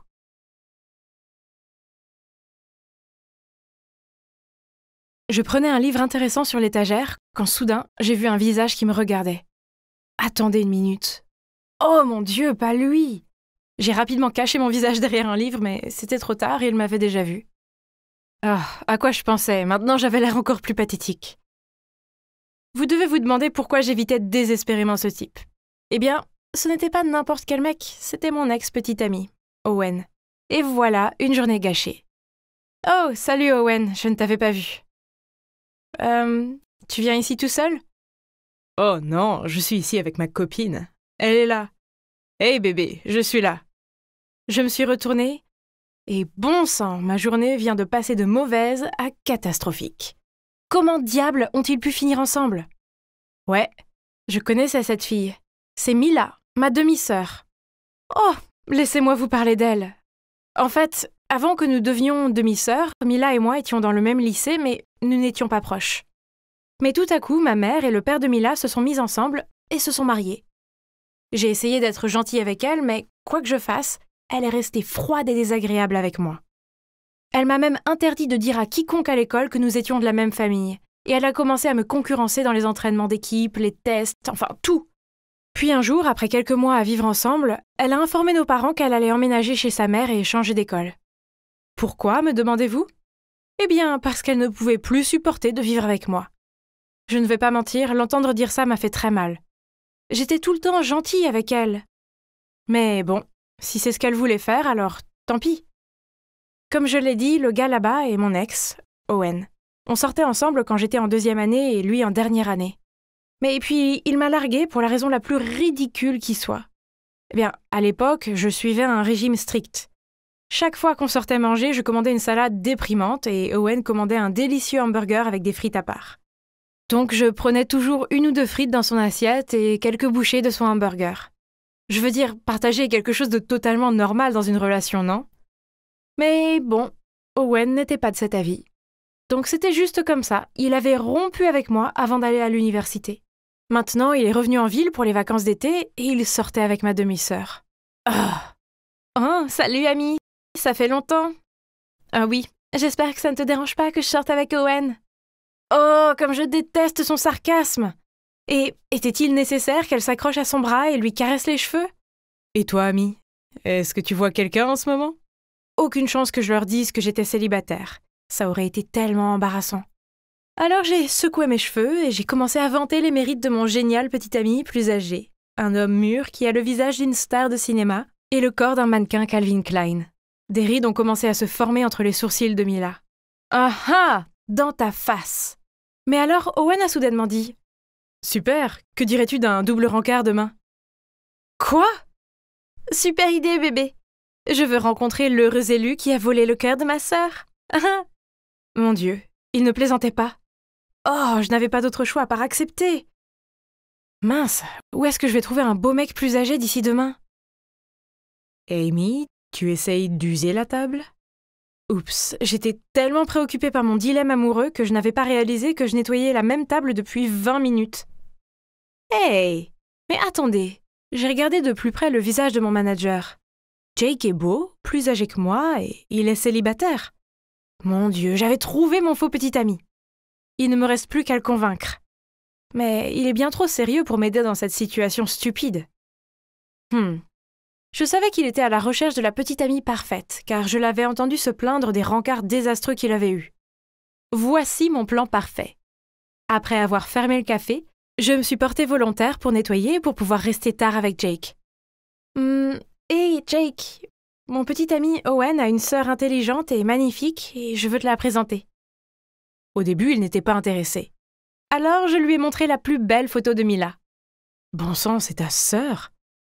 Mon Dieu, pourquoi est-il si surpris? Mila n'est pas si belle. Peu importe, au moins j'avais son attention. Je lui ai demandé s'il voulait aller à un double rencard et il a immédiatement accepté. Oui! Jackpot! Donc mon plan a fonctionné.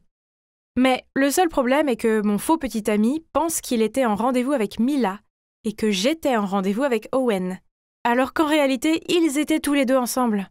Mais ne vous inquiétez pas, je m'en sortirai, n'est-ce pas? Donc, pour notre double rencard, nous sommes allés au bowling. Jake a tout de suite aimé Mila et a essayé de l'impressionner avec ses compétences au bowling. Moi, d'un autre côté, j'étais nulle au bowling et Owen me taquinait constamment.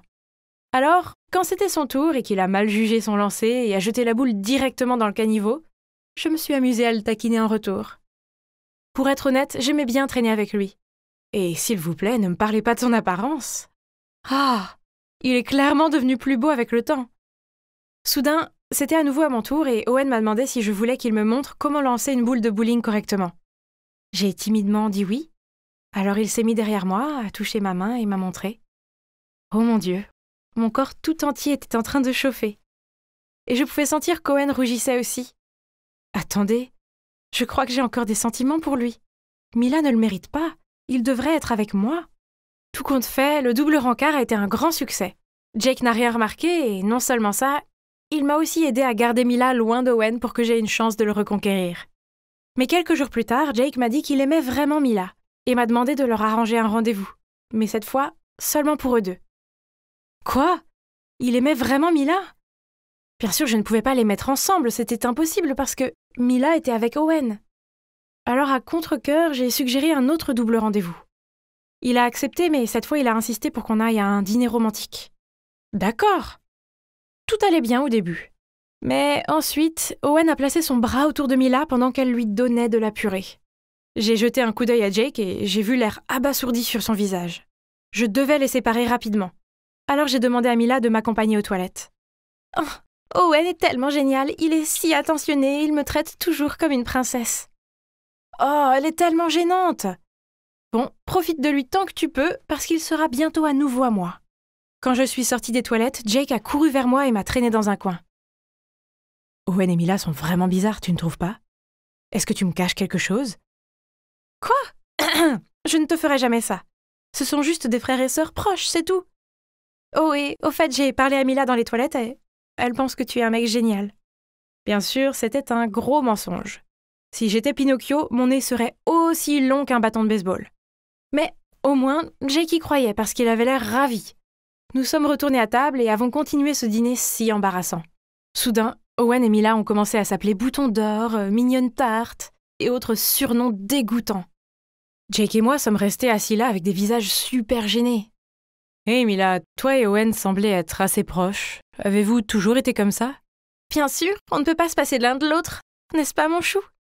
Elle a regardé Owen avec des yeux rêveurs et l'a embrassé sur la joue. Oui, sur la foutue joue. J'ai regardé Jake et ouais, il avait l'air horrifié. Mais peut-être qu'il n'a pas encore découvert la vérité. Oh, de qui je me moque? Bien sûr, il l'avait compris. Après le double rencard, il m'a crié dessus pour l'avoir piégé. Je lui ai expliqué que j'aimais vraiment Owen et que j'essayais de le reconquérir. Et toi? Tu aimes Mila? Jake a réfléchi en silence pendant 1 minute, puis a hoché la tête. Il aime vraiment Mila, beaucoup. Alors j'ai suggéré que nous fassions équipe pour séparer le couple. Et Jake a accepté. J'ai dit à Jake que Mila aimait la photographie et qu'elle avait des équipements professionnels.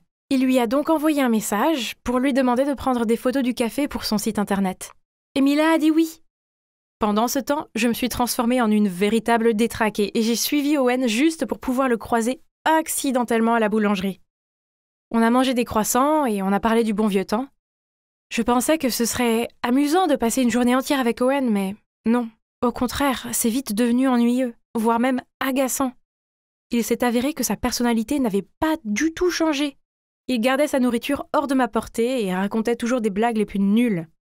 Écoutez celle-là. Comment appelle-t-on un café triste? Un dépresso. Oh, maintenant je regrette de lui avoir payé ce café. Peut-être que je devrais reconsidérer ça. Je veux dire, est-ce que je veux vraiment retourner avec ce type ennuyeux? Puis il m'a dit qu'il préparait une surprise spéciale pour Mila et qu'il voulait en discuter avec moi lors d'un dîner chez lui. Quand j'étais dans la cuisine pour l'aider à cuisiner, il s'est soudainement avancé et a essayé de m'embrasser. Hein? Quoi? J'étais si effrayée que je lui ai jeté des carottes à la figure. Oh mon Dieu, mon plan a vraiment fonctionné et Owen est tombé amoureux de moi. Et Mila, je pensais que tout ça était pour une surprise pour elle. Et c'est là qu'Owen m'a avoué la vérité. Il n'avait pas prévu de surprise pour Mila. C'était juste une ruse pour me faire venir ici. Aussi, la fois où nous nous sommes rencontrés à la librairie n'était pas par hasard. Owen m'avait traqué. Quoi? Sale type! Il savait aussi que Mila était ma demi-sœur, donc il a fait exprès d'être avec elle pour me rendre jalouse. Amy, c'est toi que j'aime, ça a toujours été toi. Quoi? L'entendre dire ça m'a donné des frissons. Eh bien maintenant, au moins, une chose est sûre. Tous les sentiments que je pensais avoir pour lui se sont évaporés à 100%. Te laisser partir était une grosse erreur. S'il te plaît, reviens avec moi. Mila ne signifie rien pour moi. Je ne tiens pas du tout à elle. Oh waouh! Owen est un gros connard. Comment ose-t-il profiter des sentiments de Mila comme ça? Oh, je devais la prévenir. Mais avant de faire ça, je devais lui dire ce que je pensais. Laisse-moi être clair. Je suis allée au double rencard avec vous seulement parce que je ne voulais pas perdre contre Mila. Rien d'autre. Je te rappelle que tu es l'idiot qui a rompu avec moi. Oh, et tes blagues sont vraiment nulles. Et c'est tout. Owen est resté là avec un air ahuri et je suis partie. J'ai couru jusqu'au café où se trouvait Mila et lui ai dit toute la vérité sur le fait qu'Owen l'utilisait pour me rendre jalouse. Je n'arrive pas à croire que tu recommences. Qu'est-ce que tu veux dire par là? Ne fais pas l'innocente. Tu me voles mon petit ami encore une fois. Hein? Qu'est-ce qu'elle voulait dire par là encore? Il s'est avéré qu'à l'époque, Mila avait le béguin pour Owen. Donc quand Owen et moi avons commencé à sortir ensemble, elle s'est mise en colère et c'est pour ça qu'elle était toujours froide avec moi. Je ne savais pas, je te jure, si j'avais su, je ne serais jamais sortie avec lui. Ah, arrête! Je sais que tu ne supportes pas de perdre contre moi. Laisse-moi tranquille. Je ne veux rien avoir à faire avec toi. Ah, j'abandonne. Lui parler était inutile. Mais soudain, Jake a pris la parole. Mila, elle essaye de te protéger. Si elle ne tenait pas à toi, elle t'aurait laissé avec cet abruti. Mais non. Elle t'a dit la vérité, même si elle savait que tu réagirais comme ça. Parce que c'est ce que font les sœurs, se protéger mutuellement. Mila est restée silencieuse un moment. Puis a réalisé que Jake avait raison. Donc nous nous sommes assis et avons eu une longue et sérieuse discussion. Il y a eu des rires et des larmes, et de grandes quantités de chocolat chaud, mais à la fin nous semblions enfin nous comprendre. C'était donc ça. Après tout ce drame, Mila et moi avons mis de côté notre querelle, et nous sommes réconciliés. Au début, Mila était un peu triste de ce qu'Owen lui avait fait. Heureusement, Jake lui a tenu compagnie, et elle s'est rapidement ouverte à lui et leur relation s'est développée. Et maintenant, ils sortent ensemble. Pour ma part, je suis encore célibataire, mais ça ne me dérange pas. L'essentiel est qu'après toutes ces années de haine et de compétition, Mila et moi avons fait la paix. Je n'ai pas de petite amie, mais j'ai quelque chose de mieux.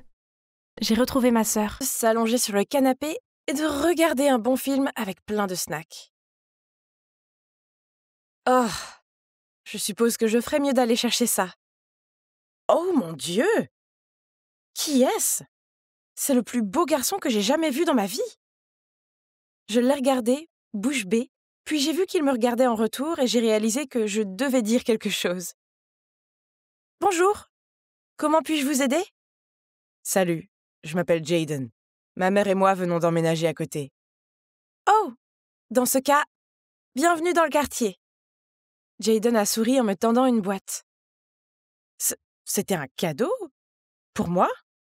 Mais déjà? Je l'ai pris de lui et j'ai rougi en disant merci. J'ai ouvert la boîte et j'ai vu qu'elle était remplie de délicieux cookies. C'est ma mère qui les a faits. Elle trouve que les gens ont tendance à être plus accueillants quand il s'agit de cookies. On a bavardé un peu plus longtemps, puis il a dit qu'il devait aller aider sa mère à déballer. Oh!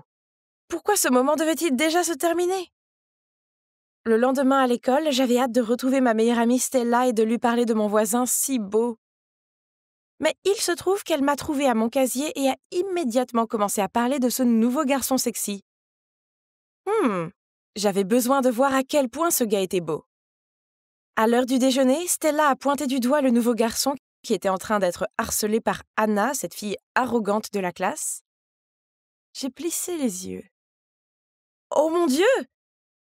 Le nouveau garçon sexy n'était autre que Jayden. J'ai regardé Anna lui faire des clins d'œil et mettre ses cheveux derrière son dos. Oh! Elle devait arrêter de flirter, c'était tellement tragique. Soudain, Jayden m'a vue, a souri, puis s'est précipité vers moi. Salut Lara. Oh mon Dieu, je suis contente de te voir. Il s'est penché près de mon oreille et a chuchoté. Cette fille me fait un peu peur. S'il te plaît, on peut sortir d'ici. Puis, à ma grande surprise, il a pris ma main et m'a emmenée. Je pouvais voir le regard choqué sur le visage d'Anna et je ne pouvais pas m'empêcher de lui rendre son sourire. « Ah! Prends ça, Anna !» Il me tient la main, pas la tienne. Puis, après l'école, Jayden et moi sommes rentrés ensemble. Il s'est avéré qu'en plus d'être le mec le plus sexy de la planète, il était aussi très gentil et drôle. Ah! De retour à la maison, j'ai vu la mère de Jayden, Cynthia, arroser sa jardinière. En nous voyant, elle nous a fait signe, puis a insisté pour m'inviter à l'intérieur pour de la limonade maison. Nous nous sommes tous si bien entendus. On dirait que je vais bientôt avoir un petit ami. Un dont la mère m'aime. Hi hi hi. À partir de là, Jayden et moi avons beaucoup traîné ensemble. On déjeunait ensemble, on allait à la bibliothèque ensemble, et on rentrait toujours ensemble à la maison. J'étais sûre que les filles de l'école étaient super jalouses. Surtout Anna. Un jour, pendant le cours d'éducation physique, nous allions jouer à la balle aux prisonniers et étions répartis en 2 équipes. Anna, qui était dans le camp adverse, n'arrêtait pas de me viser. J'ai fait de mon mieux pour esquiver ses lancers, mais bang! Elle m'a eu. Maintenant, écoute-moi. Les mecs comme Jayden n'aiment pas les filles ordinaires comme toi. Il est à moi, alors arrête de lui courir après. Furieuse, j'ai crié Je ne lui cours pas après, c'est déjà mon petit ami. En fait, non. Pourtant, j'étais presque sûre que Jayden m'aimait aussi. Attends un peu, il va bientôt se lasser de toi et venir me voir en courant. Oh, Anna était si ennuyeuse. J'avais besoin d'évacuer mes frustrations, alors j'ai parlé d'elle à Stella. Oublie Anna, personne ne l'aime de toute façon. Quant à Jayden, il est évident que tu lui plais. Il est juste nouveau ici et se sent peut-être trop timide pour t'inviter à sortir. Ouais, tu as probablement raison. Il doit juste être timide. Mais, oh! Je sais qu'Anna n'arrêtera pas de lui courir après. Alors, tu devrais rendre ta relation avec Jayden officielle. Stella avait raison. Si Jayden était trop timide pour m'inviter à sortir, alors je devais peut-être prendre l'initiative. Alors, Anna n'aurait pas d'autre choix que de se retirer. Ha! Ce soir était le grand soir. Alors j'ai envoyé un SMS à Jayden. J'ai besoin de ton aide pour quelque chose. On se retrouve à 20h près du toboggan dans le parc. Mais il m'a répondu qu'il ne pouvait pas me voir ce soir, car il devait aider sa mère pour quelque chose. À ce moment-là, mon père est arrivé à la maison plus tôt que d'habitude et a annoncé qu'il nous emmenait, moi et ma sœur Marguerite, dîner dehors. Oh! Ce restaurant avait l'air sympa. Je suis entrée avec Marguerite et... que faisaient Jayden et sa mère ici? Puis mon père s'est approché de Cynthia, l'a embrassée sur la joue et a dit « Bonjour, chérie. » Jayden et moi avons partagé des regards étonnés, puis nous avons regardé les adultes pour avoir une explication. « Lara, Marguerite, voici Madame Green, la dame dont je vous ai parlé. »« Quoi? Je savais que papa sortait avec une femme nommée Madame Green, mais je ne savais pas que c'était la mère de Jayden. Puis, avant qu'on sache ce qui se passait, papa s'est mis à genoux, a sorti cette bague en diamant et l'a demandée en mariage. Et vous savez quoi? Elle a dit oui. Oh non, non, non, non, non, non, non. Ils ne peuvent pas se marier. Sinon, Jayden sera mon frère. Marguerite a eu l'air ravie et les a pris dans ses bras, tandis que je regardais Jayden avec perplexité. Ne vous méprenez pas. Je veux vraiment que mon père soit heureux, mais pourquoi elle? Et qu'en est-il de moi et Jayden? Après cela, Cynthia semblait être toujours chez nous, à faire des gâteaux, à fredonner pendant qu'elle dépoussiérait et nettoyait, et à échanger des regards gluants avec mon père. Burk! Puis un jour, elle a insisté pour que Marguerite et moi allions acheter une robe de mariée avec elle. Elle a essayé cette robe et oui, d'accord, elle était très bien dans cette robe. Mais quand elle m'a demandé ce que j'en pensais, j'ai juste secoué la tête et dit « Eh bien, ce n'est pas très flatteur, n'est-ce pas ?» Elle a essayé plusieurs autres robes, mais j'ai réussi à leur trouver des défauts à toutes. Puis, quand j'ai remarqué qu'elle avait l'air découragée, je lui ai tapoté l'épaule et lui ai dit « Ne t'inquiète pas, Cynthia, tu peux toujours reporter le mariage jusqu'à ce que tu trouves une robe convenable. » Elle a eu l'air un peu étonnée, mais elle m'a souri et m'a dit « C'est bon, Lara, je vais prendre la première. » Oh! Quoi qu'il en soit, maintenant que la robe était choisie, je pouvais au moins rentrer chez moi, non? Pas du tout. Sur le chemin du retour, nous sommes passés devant une salle d'arcade. Cynthia nous y a conduits et m'a défié avec enthousiasme de faire une partie de air hockey. Puis j'ai dit en plaisantant « Ok, je vais jouer. Mais si tu perds, tu ne mérites pas d'être ma mère. » Et devinez quoi? Elle a gagné. Oh! Et pire encore, Marguerite n'arrêtait pas de me lancer des regards noirs pour les commentaires que j'avais faits. Mon Dieu, je ne faisais que plaisanter. Qu'est-ce qui ne va pas chez toi aujourd'hui? Je me suis effondrée sur le canapé et j'ai tout déballé. Elle serait de mon côté, non? Il s'est avéré que non, elle ne l'a pas fait. Quoi? Toi et Jayden, ce n'est même pas officiel. Mais papa aime Cynthia. Ils méritent tous les deux d'être heureux. Alors arrête de faire la gamine. Puis elle est partie en trombe dans sa chambre. Oh, j'ai l'impression de devenir folle. J'ai d'énormes sentiments pour Jayden et je sais qu'il ressent la même chose. Alors, pourquoi ma sœur ne peut-elle pas être assez mature pour le comprendre et me soutenir? J'avais besoin de me défouler sur quelqu'un. Heureusement pour moi, j'avais Stella. Pourquoi personne ne se soucie de mes sentiments? Je ne peux pas être la sœur de Jayden.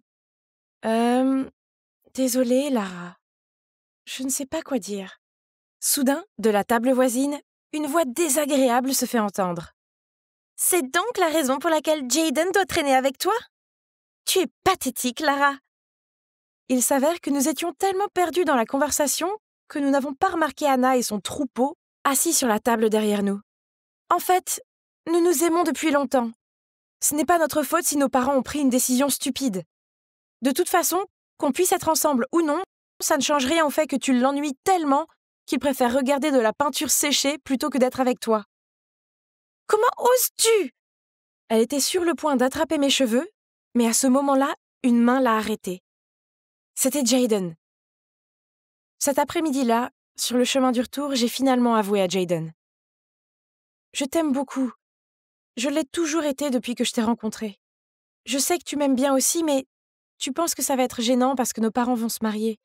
Peut-être que si nous disions... Lara, tu es une fille si gentille et je t'aime bien, mais juste comme une sœur. » Quoi ? Comment peut-il me dire ça ? Il doit m'aimer, n'est-ce pas ? Ressentant une quantité inexplicable de honte et d'embarras, je me suis enfuie. Alors que j'étais allongée sur mon lit en pleurant, tout ce que je pouvais penser, c'était à quel point c'était injuste. Alors, quand papa m'a appelée pour le dîner, je suis entrée et j'ai vu à quel point il avait l'air heureux. Ma colère a pris le dessus et j'ai crié. « Je te déteste et je déteste Cynthia! Comment oses-tu essayer de remplacer maman ?» Puis je me suis précipitée dans ma chambre. « Tu as vraiment énervé papa. Tu le sais, non ?» Je n'ai pas répondu. J'étais aussi bouleversée, mais personne ne semblait se soucier de mes sentiments. Papa a dit que nous passions en premier, donc si tu y tiens tant que ça, il annulera le mariage. Pour être honnête, je suis vraiment en colère contre toi en ce moment. Alors ? Et moi donc ? Tu es si immature et égoïste. Je ne comprenais pas comment ma propre sœur pouvait être si insensible. Alors j'ai crié. « Alors quoi ? Tu t'en fous que maman soit remplacée par une fausse femme ? Et moi, pourquoi personne ne se soucie de ce que je ressens ? Oh mon Dieu, Lara, pour une fois, il ne s'agit pas de toi. » Marguerite a levé les yeux au ciel et est partie. Finalement, tout le monde a arrêté de parler de ce stupide mariage. Mais pourquoi je ne me sentais pas bien à propos de ça ? Cynthia ne semblait plus venir à la maison et j'ai remarqué que papa cuisinait de plus en plus mal, jusqu'à ce qu'il arrête complètement et commande des plats à emporter. Pendant ce temps, Jayden n'était pas visible à l'école. Stella s'est renseignée pour savoir où il était et il s'est avéré qu'il était parti car il retournait dans son ancienne ville. Pas possible ! Après l'école, je me suis précipitée chez lui et je suis entrée pour le trouver, lui et sa mère, en train de faire leurs bagages. « Tu vas déménager ?» Oui, j'ai déménagé ici pour commencer une nouvelle vie avec Raphaël. Et cette maison est pour le futur de Jayden. Mais le mariage a été annulé, donc... J'ai rapidement demandé à Jayden si on pouvait parler dehors. Ma mère a tellement pleuré. Raphaël est son âme sœur, et elle ne peut pas rester ici si elle ne peut plus être avec lui. Le plus ennuyeux, c'est qu'elle est d'accord avec lui que les enfants doivent passer en premier. Alors, j'espère que tu es heureuse maintenant ? Oh mon Dieu, qu'est-ce que j'ai fait ? Ces mots ont été comme un coup de poignard dans mes tripes. Oh non, tout était de ma faute. J'étais tellement obsédée par Jayden que je n'ai pas pensé à ce qui était le mieux pour les autres. Sans dire un mot de plus, j'ai couru jusqu'à la maison et je suis entrée dans la cuisine où mon père regardait fixement son café glacé. « Papa, tu mérites d'être heureux avec Cynthia. Alors s'il te plaît, va lui dire ce que tu ressens avant qu'elle ne parte pour de bon. » Mais c'était trop tard. Cynthia et Jayden étaient partis. Je plaisante. Non. En fait, papa a réussi à attraper Cynthia juste à temps et il lui a dit à quel point il l'aimait et ne pouvait pas vivre sans elle. Alors, devinez quoi ? Oui, ils se sont mariés. Et maintenant, ils sont tous les deux plus heureux que jamais. J'ai appris à mes dépens que le fait d'être égoïste et de ne pas tenir compte des sentiments des autres pour mon propre bénéfice rend tout le monde malheureux, y compris moi-même. Maintenant, nous sommes une grande famille heureuse. Et je suppose qu'avoir Jayden comme frère n'est pas si grave après tout.